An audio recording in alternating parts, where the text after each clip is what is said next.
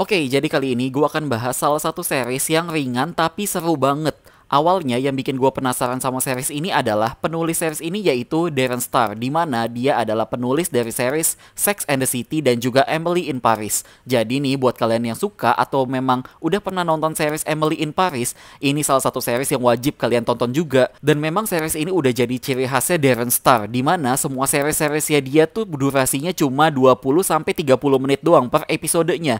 Jadi gue nonton series ini yang season 1 cepet banget. Kalau dihitung palingan cuma 4 jam lah untuk ngabisin 12 episode.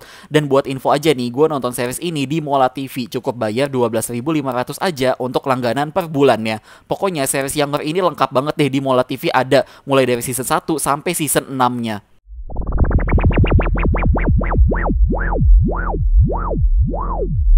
Kita masuk ke penilaian pertama. Untuk story, gue kasih nilai 8,5. Series ini bercerita tentang karakter Liza, yaitu seorang emak-emak berumur 40 tahun yang udah punya anak berumur 18 tahun. Dan tiba-tiba aja dia cerai nih sama suaminya, dan kondisi keuangan Liza sangat terpuruk. Akhirnya si Liza ini nyoba nyari kerja lagi, tapi sayangnya di kantor publishing gak ada yang mau memperkerjakan wanita umur 40 tahun.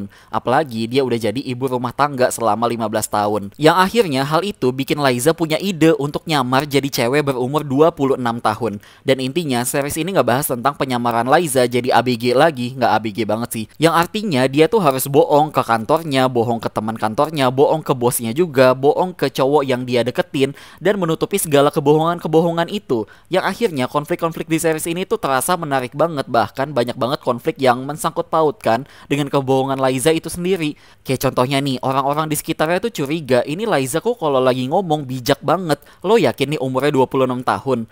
Tapi ya untungnya Liza emang cerdas gitu ya, jadi dia bisa aja mengelak-ngelak dan bikin alasan-alasannya tersendiri. Dan yang bikin series ini makin seru dan bikin ketagihan karena konfliknya yang terasa universal dan bisa dinikmatin sama siapa aja. Bahkan alasan kenapa Liza lebih memilih bertahan untuk berbohong ke semua orang kalau umur dia 26 tahun, ini yang bikin cerita di series ini menjadi sebuah ironi. Kenapa sih di perkantoran gak mau nerima ibu-ibu umur 40 tahun yang pengen nyoba untuk kerja dan produktif lagi? Padahal dari kualitas kerjanya Liza, dia tuh bagus banget, cuma memang ya kantornya itu memandang sebelah mata aja tentang wanita yang umurnya sudah di atas 40 tahun. Makanya nggak heran kalau kalian lihat di Rotten Tomatoes, rating series ini tuh cukup tinggi loh, 99% bahkan. Kita masuk ke penilaian selanjutnya. Untuk screenplay gue kasih nilai 9.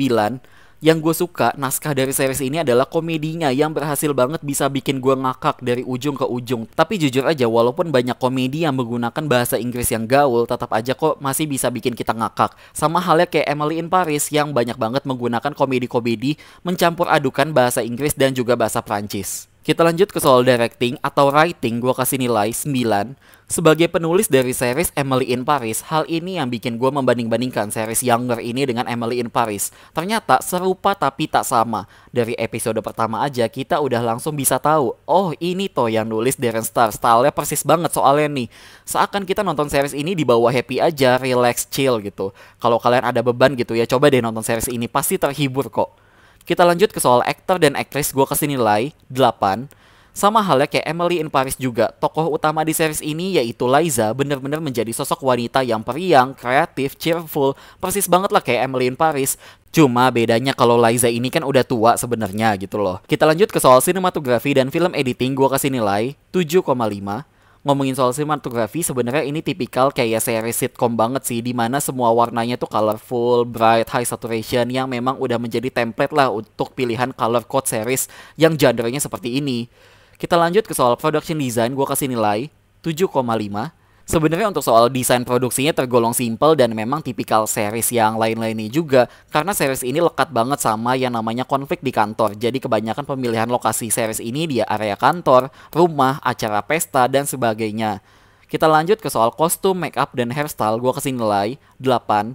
Kalau untuk make up, gue suka banget gimana cara membuat karakter Liza ini bisa menjadi dua versi muka. Ada muka di mana dia 40 tahunan ketika ketemu sama mantan suaminya itu, atau ada juga muka di mana dia umur 26 tahunan ketika dia lagi di kantor, lagi pacaran, dan segala macamnya ketika lagi menyamar. Tapi kalau ngomongin soal kostum dan hairstyle, entah kenapa terkadang masih suka agak kebanting nih sama kostum hairstylenya Hilary Duff yang menjadi teman dekatnya Liza di kantor yang bernama Kelsey.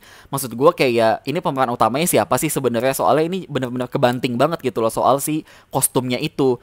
Dan memang kalau kita bandingin juga sama Emily in Paris, mungkin baju-baju yang ada di series Younger ini tidak semewah di Emily in Paris. Tapi semuanya tetap sesuai aja sih, karena memang temanya kan mereka kerja di kantor publishing di New York, dan memang gaji per bulannya mungkin tidak semahal si Emily gitu ya. Kita lanjut ke soal sound dan music, gua kasih nilai 8. Sesuai dari judul series ini, Younger, di mana pemilihan musik-musiknya terasa tepat dan pas aja dengan suasana yang dihadirkan. Pokoknya semua musik-musiknya tipikal anak muda banget lah gitu loh. Jadi, untuk total skor series kali ini, gue kasih nilai 8,1/10. Pada akhirnya semua film dan series itu selera masing-masing kok. Oke, sekian untuk penjelasan review series kali ini dan makasih udah nonton.